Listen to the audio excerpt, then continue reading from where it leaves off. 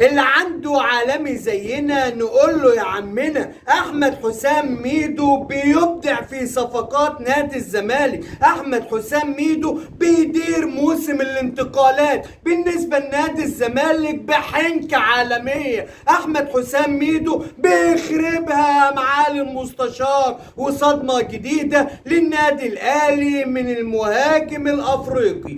السلام عليكم ورحمه الله وبركاته اصدقائي واخواتي ومتابعين ومشاهدين افراد أسرة ملعب أفندينا في كل مكان. أهلا وسهلا بكم ووحشتوني، وكالعادة لا يحلى الكلام إلا بذكر خير الأنام رسولنا الكريم عليه أفضل الصلاة والسلام. يلا يا أبو الصحاب ادعم أخوك باللايك، واللي لسه ما اشتركش في القناة فضلا منك وليس أمرا اشترك في القناة وفعل زر الجرس عشان يصلك كل جديد وتكون واحد من أفراد أسرة ملعب أفندينا. نخش في موضوعنا بقى. طب يلا بينا. بص يا سيدي، احمد حسام ميدو اللي كان متطوع لخدمه نادي الزمالك العالمي اللي لعب في اكبر الانديه الاوروبيه، اللي قال لك كان اللي هصلح الميله انا داخل نادي الزمالك عشان اطور وفكر جديد وفكر عالمي عشان الصفقات اللي نجيبها تكون تستحق ارتداء التيشيرت الابيض. كلام جميل وكلام معسول وما اقدرش اقول حاجه عنه، لكن خيال احمد حسام ميدو صور له انه عالمي بجد،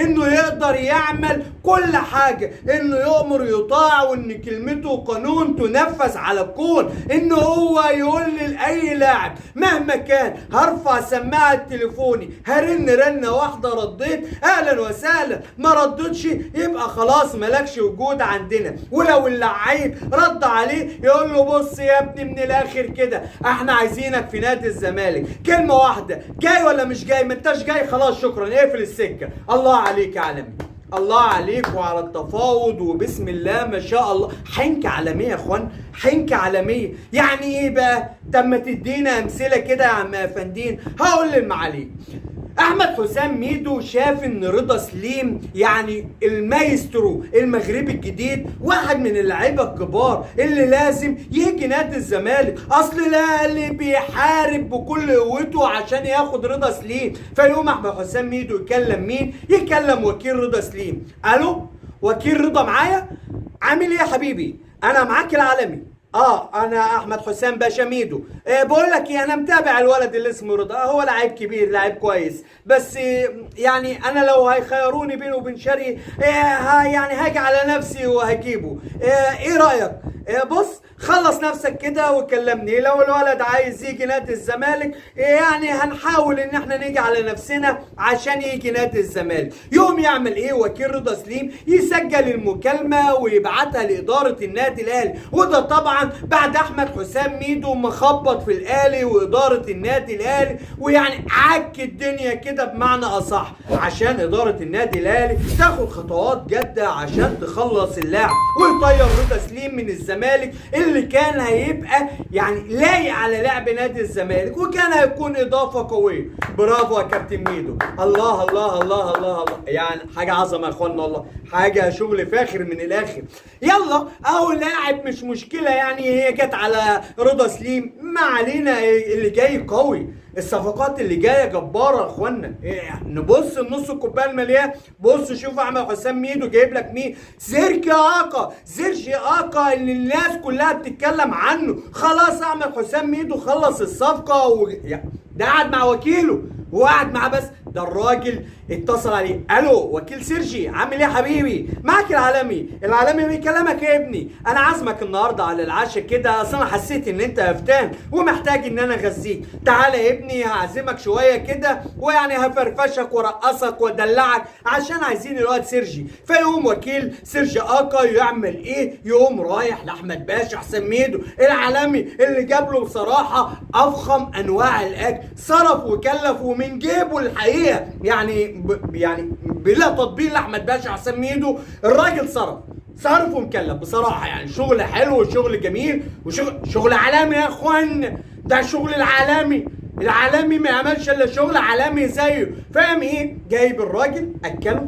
ظبطه شربه لعبه رقصه هندمه، خد يعني كل حاجه واداله، قال له كلام فيه عالمي، سيرجي معاك خلاص، ده احنا راجل بينا وبين بعض عيش وما احلف لك تعب على احلف لك يا ميدو وحياة رحمة خالي حسن، خلاص سيرجي في الزمالك الموضوع خلصان، عشان تاني يوم وكيل سيرجي اكا يوديه البنك الاهلي. اوبا الفلوس ولد الودايع سيرجي في البنك الاهلي. طب والوكيل راح فين؟ قال لك ساب مصر ومشي، وقام بعت رساله للكابتن احمد حسام ميدو: نشكرك على دعواك لعزومتنا الغاليه يا كابتن الله عليك يا ميدو، الله عليك يا بصراحه انا ابتديت اتفائل.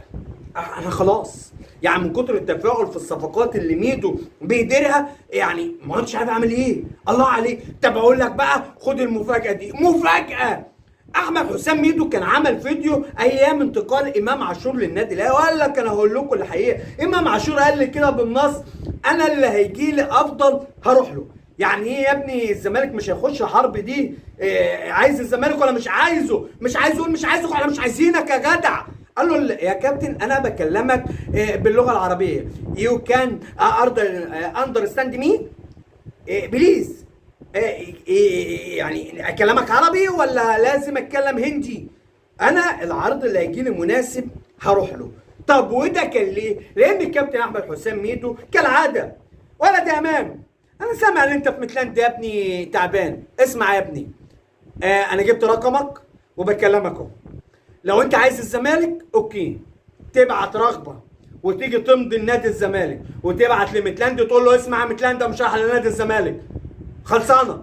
الزمالك مش هيدفع فلوس لان الزمالك مش لاقي ياكل، هيدفع منين؟ بس انا جاي الزمالك، مش هلعب في اي حته في الدنيا، هعتزل الكوره. فاهمني يا امام؟ والا احنا مش هنخش الحرب دي، احنا مش هنخش حرب مع حد. قال له خلاص تمام اوكي يا كابتن ميدو، انا جاي لي اكتر من عرض سواء داخلي او خارجي، والعرض اللي هيكون مناسب بالنسبه لي انا هروح له. قال له يا امام ده اخر كلام عندك يا ابني؟